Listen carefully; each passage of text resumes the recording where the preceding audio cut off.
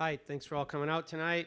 Wonderful stories as always. Thanks to everybody that got up here and had the courage and inclination to tell their story. I call this the night of glittering idiocy. During my years as a grad student in South Carolina, I lived a life of simple pleasures. Yet, despite my extreme impecunity, I managed to achieve some semblance of the good life. I regularly watched art films at the Student Union, played marathon games of Risk with friends, and frequently dined on 57-cent pizzas and 99-cent six-packs of Meisterbrow. When out clubbing, I graciously accepted drinks, drugs, and occasionally romance from sycophantic undergrads in my physical geography lab class, which I think is probably illegal these days. But after a long day of thesis writing, I returned to my ghetto apartment in Broadmoor Estates, where my roommates, Leo, Tony, and I reigned as the self-appointed Lords of Broadmoor. At 10 p.m., we settled down to watch the local news, which consisted of 20 minutes of random acts of Southern fried violence, football, and weather, and 10 minutes of commercials for pickup trucks and Maurice Bessinger's racist barbecue. If you lived in South Carolina, you would know Maurice Bessinger, and he had racist barbecue. Next, we journeyed to Mayberry to visit Andy, Opie, and Aunt Bee. Every night, the ancient black and white Panasonic had rabbit ears wrapped in tinfoil and fuzzy snow that evoked memories of New England winters. And for reasons known only to himself, the amazing Leo often produced a tin of peach snuff. And despite our dislike for this product, we always placed a little pinch up in our noses every night. I can't explain why we did this. Leo would go to the Piggly Wiggly, and he did all our grocery shopping for everybody, and he would come back with just pork rinds and odd things that he wanted, and we just ate. So, the only other thing we ever watched on that TV was professional wrestling. Mayberry weeknights and wrestling weekend mornings. Following some Bible-banging crusade of hypocrisy, some crybaby Jimmy Swaggart, some clown-faced Tammy Faye, some doughboy Ernest Angley, or the Right Reverend Billy Graham, we'd watch an hour of pile driving, cross-chopping, clotheslining, bionic elbow-style professional wrestling, while nursing hangovers with cinnamon toast and Piggly Wiggly brand Crisp Crunch cereal, an appalling imitation of Captain Crunch, made for trailer park mutts, like the Lords of Broadmoor. Professional wrestling still had a regional flavor in 1983. The broadcast we saw in the Carolinas lacked the glitz and glitter of Vince McMahon's WWF Raw and Saturday Nitro. But the wrestlers still came in two flavors. There were baby faces and heels. Good guys or bad guys. Without question, our favorite was Jimmy, the Boogie Woogie Man Valiant, also known as Handsome Jimmy Valiant. With his long peroxide hair and Rip Van Winkle beard, the Boogie Woogie Man entered the ring to the Manhattan Transfer singing, "Do-wah, do-wah, do-wah, diddy," talking about the boy from New York City. A native Tennessean, our hero adopted the persona of a smart-talking, street-fighting New Yorker. He called his fans street people, and he was the highlight of every broadcast. In time, we became invested in the storyline involving the Boogie Woogie Man. See, there was this heel named Paul Jones, and he managed a couple of masked bad guys called the Assassins 1 and 2. And he was a weasel who pulled guys' legs and smacked them from behind and generally interfered with the matches.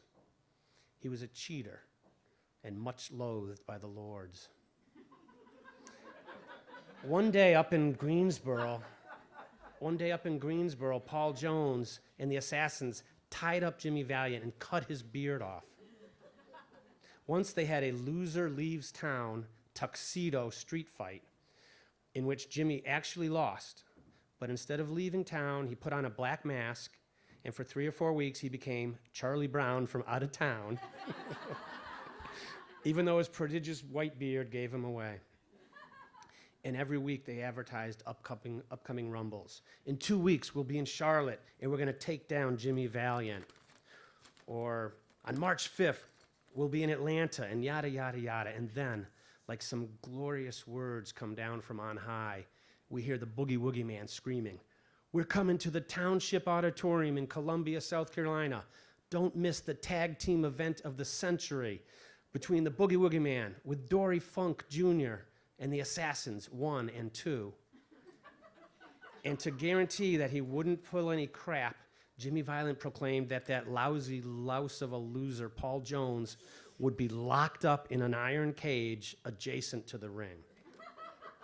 And then Paul Jones steals the microphone from Jimmy and screams, "Just because I'm going to be in a cage, don't mean I'm a monkey," and warns all the street people not to bring bananas to throw, which is precisely what we decided to do.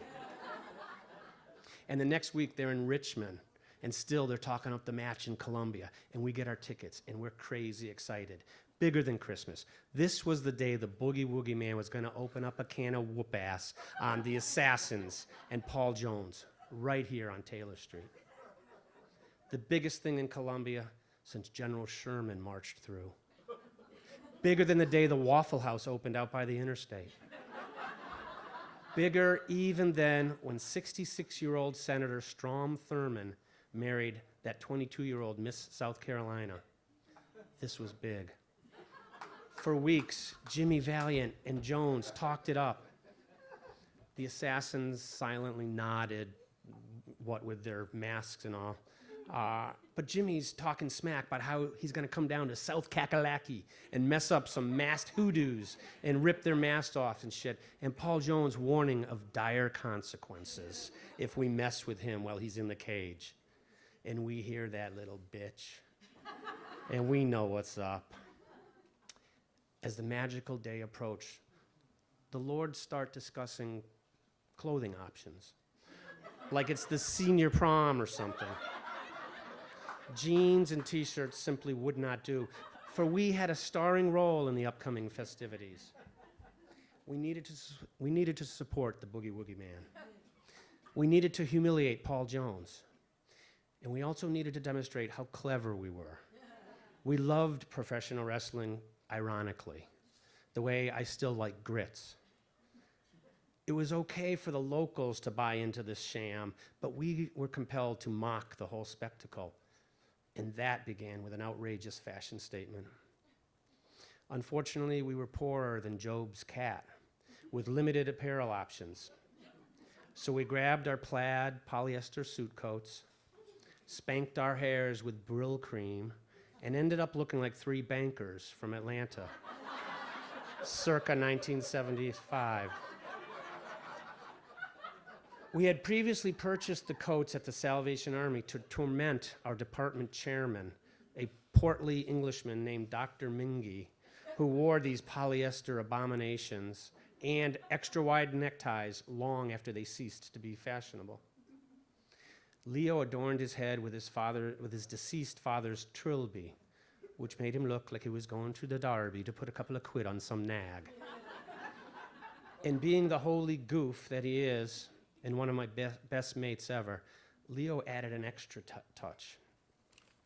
He had this costume that he had made for Halloween once, some years previously.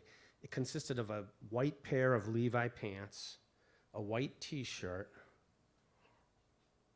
where am I? Except Leo used this black magic marker and he drew this zagged Z-shaped pattern all the way up the jeans, up the shirt, and onto his face. It looked exactly like tire tracks, like he had just been run over by a car, except his hair was caked in Brill cream and the trilby was impeccable. So we actually looked like 2 bankers from Atlanta and 1 snazzy cat just run over by a semi. The atmosphere in the auditorium was electric and further intensified when Leo waved his homemade sign that said, "Let's kick some ass in." Get it? So he was a clever one. Let's kick some ass in. He then produced the bounty from his latest trip to the pig, and he tossed us a couple of bags of peanuts, several boxes of lemon heads, a package of balloons, and some little tubes of glitter, which we hastily plastered on our Brill-creamed heads and polyester suits. Apparently we couldn't afford bananas, but I was thrilled to have some ammo to whip at that rat bastard, Paul Jones. That caged-up chump would not interfere in this match if the Lords had anything to say about it. Our seats were about 8 rows up from the ring. I ended up sitting next to some geriatric former professional wrestler who provided me with a behind-the-scenes education of the sport. He told me how the wrestlers in the 50s would put little razor blades in like bandages, and then when they got into a clinch with the other guy, they would nick their forehead, and all this blood, he said the veins in their forehead, there's so many veins in your forehead, all this blood would run down their face, and the promoter would give them like $50 extra for that stunt. And he told me a bunch of other tricks of the trade, and then he asked me what the hell was up with all the peanuts. Jimmy Valiant started the match with a finger gouge to the assassin's eye. Then he does this gyrating fish move when an assassin's elbow hammered his head, followed by a missile drop kick from the turnbuckle to take out one assassin while giving the other a righteous boogie-woogie beatdown. And everybody starts chanting, "Monkey, monkey, weasel, weasel," to Paul Jones. And my friend Tony whips a handful of peanuts and lemonades into the cage, and the place erupts. And somehow, Paul Jones escapes from the cage and starts chasing Tony. This dude is hella bigger than he looks on TV, looking mean ass, even in a tuxedo, and he's pissed off. Not just showbiz pissed off, he was pissed off in real life. 10 feet in front of us, that butthead on roids catches Tony and picks him up 2 feet off the ground and drops him. Fueled by adrenaline and Jim Beam, Leo and I run down to what? To try and rescue Tony? We have no plan, and we're drunk-ish and fuzzy stoned, not like Beth, I gotta tell ya, not that stoned. We were functional, we could function. But we're kind of drunk and kind of stoned, and we're trying to rescue a bud from a big-ass and pissed-off professional wrestler.